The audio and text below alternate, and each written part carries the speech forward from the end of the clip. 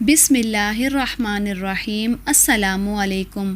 اللہ تبارک و تعالیٰ قرآن پاک کی سورہ آل عمران میں ارشاد فرماتا ہے کہ بے شک اللہ تعالیٰ کا پہلا گھر جو لوگوں کے لیے مقرر کیا گیا وہ مکہ میں ہے، جو ساری دنیا کے لیے برکت اور ہدایت والا ہے۔ عزیز دوستو، کیا آپ جانتے ہیں کہ دنیا میں سب سے پہلے اللہ تعالیٰ نے اپنے گھر خانہ کعبہ کو کس طرح اور کب بنایا؟ کیا یہ بات سچ ہے کہ اللہ تعالیٰ نے خانہ کعبہ کو پیدا کیا اور خانہ کعبہ کی تعمیر سب سے پہلے کس نے کی؟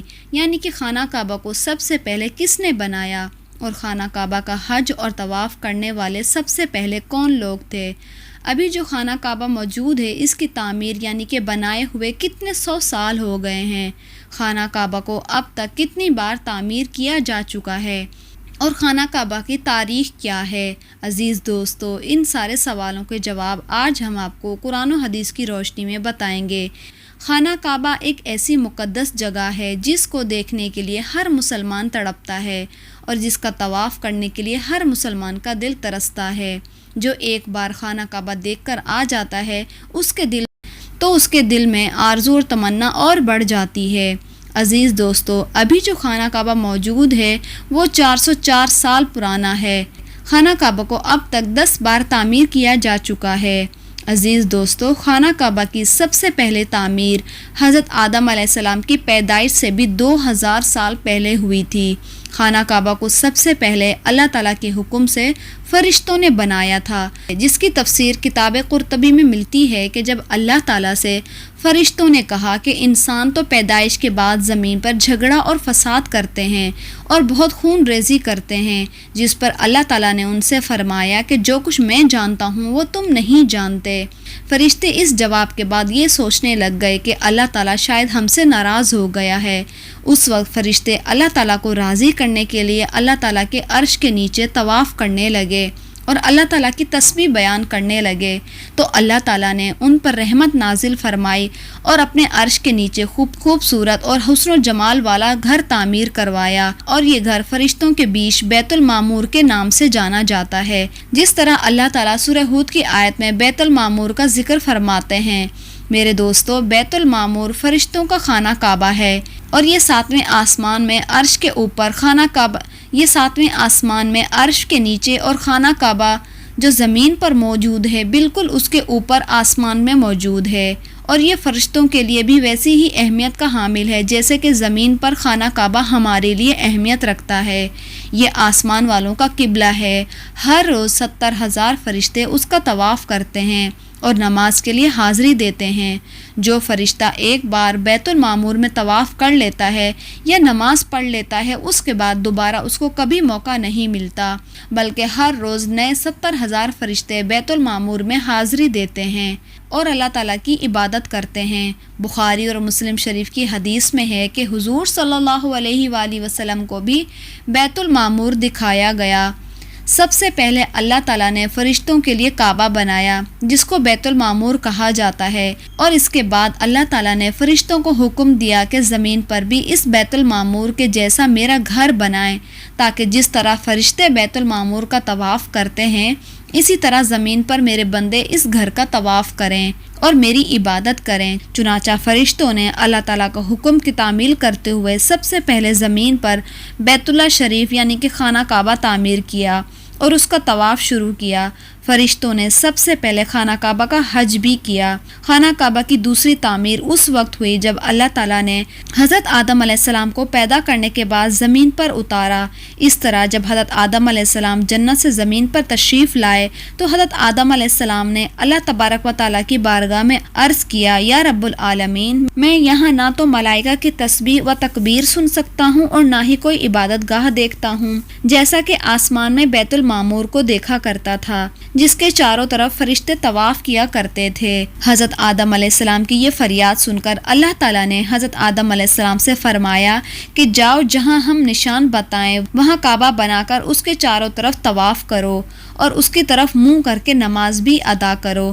حضرت جبرائیل علیہ السلام کو اللہ تعالیٰ نے حضرت آدم علیہ السلام کو گائیڈ کرنے کے لیے ان کا ساتھ بھیجا۔ چنانچہ حضرت جبرائیل علیہ السلام اللہ تبارک و تعالیٰ کے حکم سے حضرت آدم علیہ السلام کو ساتھ لے کر چل پڑے اور انہیں اس جگہ پر لائے جہاں پر جہاں سے زمین بنی تھی، یعنی کہ جس جگہ سب سے پہلے زمین کی جھاگ پیدا ہوئی تھی، پھر وہی جھاگ پھیل کر پوری زمین بنی تھی۔ اسی جگہ پر حضرت جبرائیل علیہ السلام نے اپنے پر کو زمین پر مارا تو 7ویں زمین تک خانہ کعبہ کی بنیاد ڈال دی گئی، جن بنیادوں کو فرشتوں نے 5 پہاڑوں کے پتھروں کی مدد سے بھرا اور ان بنیادوں پر چاروں طرف دیواریں کھڑی کر دیں، اور 5 پہاڑوں میں کوہ لبنان، کوہ طور، کوہ جودی، کوہ ہیرا وغیرہ بھی شامل تھے۔ اس طرح جب دوسری بار بنایا جا رہا تھا تو حضرت جبرائیل علیہ السلام، حضرت آدم علیہ السلام اور اماں حوا بھی شامل تھیں۔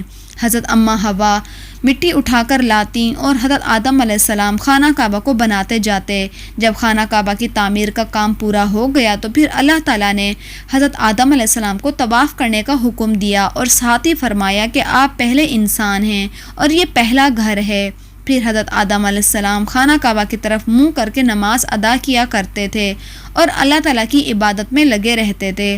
خانہ کعبہ کو تیسری بار کس نے بنایا؟ تو دوستو، حضرت آدم علیہ السلام کے بنانے کے وقت کے ساتھ ساتھ خانہ کعبہ کی دیواریں بھی کمزور ہونے لگیں، تو حضرت آدم علیہ السلام کے بیٹے حضرت شیث علیہ السلام نے مٹی اور پتھر سے خانہ کعبہ کو تیسری بار تعمیر کیا، جبکہ کچھ مفسرین کا یہ بھی کہنا ہے کہ حضرت شیث علیہ السلام نے صرف خانہ کعبہ کی مرمت کا کام کیا تھا، اس کی تعمیر نہیں کی تھی۔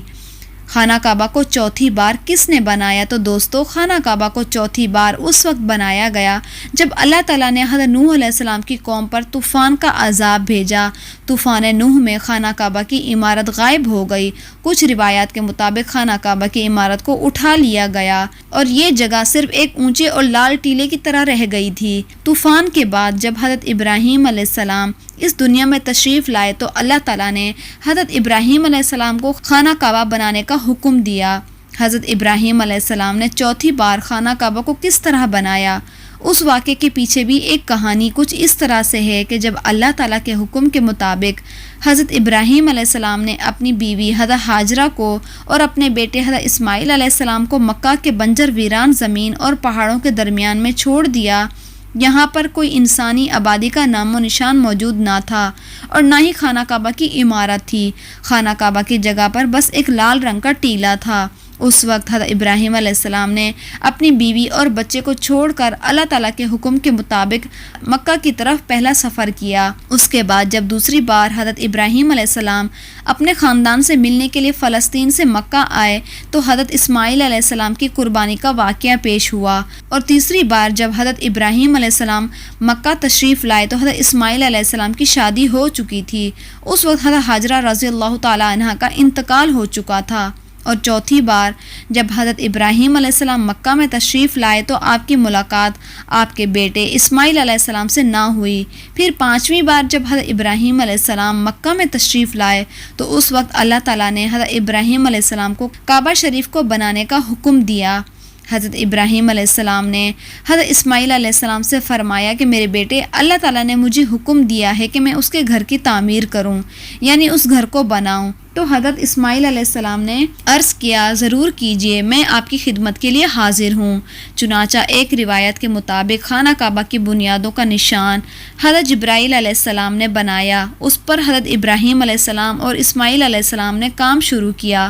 جب کھدائی شروع ہوئی تو پرانی بنیادیں دکھنے لگ گئیں جن پر حضرت آدم علیہ السلام نے خانہ کعبہ کو بنایا تھا۔ حضرت آدم علیہ السلام کی بنیادوں کے دکھ جانے کے بعد خانہ کعبہ کی تعمیر شروع ہوئی۔ حضرت ابراہیم علیہ السلام نے اپنے اس بڑھاپے میں ایک کاریگر اور اسماعیل علیہ السلام نے ایک مزدور کی حیثیت سے خانہ کعبہ کو بنایا۔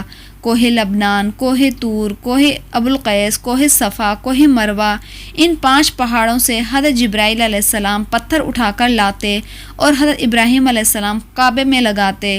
پھر حضرت جبرائیل علیہ السلام کی نشاندہی سے جبل ابی قیس کے کنویں سے 2 پتھر لائے گئے۔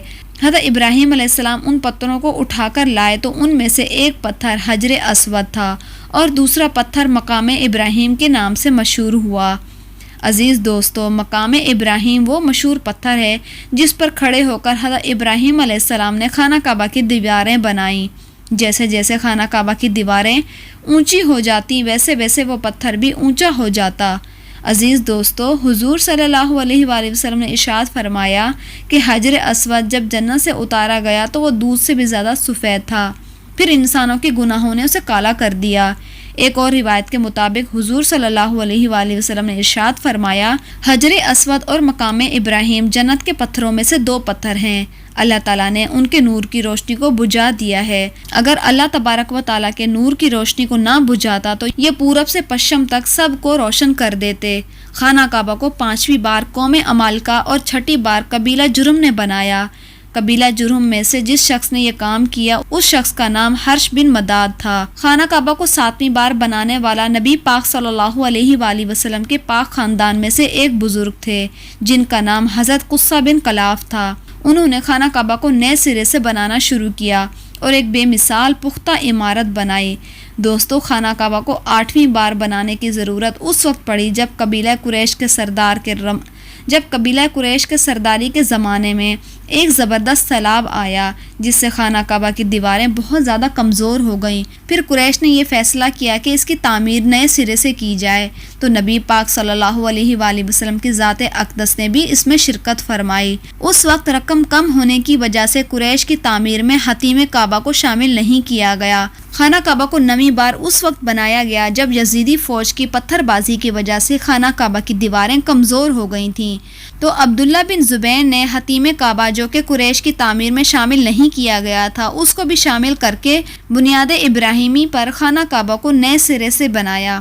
خانہ کعبہ کی 10ویں تعمیر عبد الملک بن مروان کے نائب حجاج بن یوسف جو کہ ایک ظالم حکمران تھا اس نے 74 ہجری میں کی، اور پھر سے خانہ کعبہ کو قریش والی تعمیر کے مطابق کام کروایا۔ اس کے دور کے بعد جب خلیفہ ہارون حکومت پر بیٹھا تو اس نے بھی خانہ کعبہ کو گرانے کا فیصلہ کیا اور حضرت عبداللہ بن زبیر کی تعمیر کے مطابق خانہ کعبہ کی تعمیر کرنا چاہا، لیکن امام ابو یوسف نے یہ کہہ کر اسے روک دیا کہ اگر یہی طریقہ کار رہا تو ہر آنے والا حکمران مشہور ہونے کے لیے خانہ کعبہ کو گرا کر نئے سرے سے تعمیر کروائے گا، اور اسی طرح لوگوں کے دلوں میں اس گھر کی عظمت کم ہوتی چلی جائے گی۔ پھر 1040 ہجری میں سلطنت عثمانیہ کے سلطان مراد بن احمد خان نے قسطنطنیہ سے حجر اسود والی جگہ کے علاوہ ساری عمارت کی بنیاد حجاج جیسی تعمیر کروائی۔ اس تعمیر کا کام 6 مہینے کے اندر مکمل ہوا۔ اس نے خانہ کعبہ کے اندر سنگ مرمر کا پتھر لگوایا اور بہت ہی خوبصورت چھت بنوائی، اور باہر کی دیواریں سنگ مرمر سے چونا میں چنی گئیں، اور بہت ہی قیمتی اور ریشمی کالے رنگ کا پردہ خانہ کعبہ پر ڈالا گیا جس پر کلمہ طیبہ بھی لکھا ہوا تھا اور سنہری لفظوں میں سلطان کا نام بھی لکھا ہوا تھا۔ اسی طرح سلطنت عثمانیہ کی تعمیر کے بعد شاہ فہد عبدل بن عزیز نے 1417 ہجری میں خانہ کعبہ کو نئے سرے سے بنانے کا کام شروع کیا۔ ابھی جو خانہ کعبہ ہے وہ کم و بیش 404 سال پرانا ہے، کیونکہ یہ عمارت 1040 ہجری میں بنی اور اب 1445 ہجری ہے۔ اللہ تبارک و تعالیٰ سے دعا ہے کہ اللہ تعالیٰ اپنے بیت اللہ شریف کی بار بار ہمیں زیارت نصیب فرمائے اور حج بیت اللہ کی سعادت بھی نصیب فرمائے، آمین۔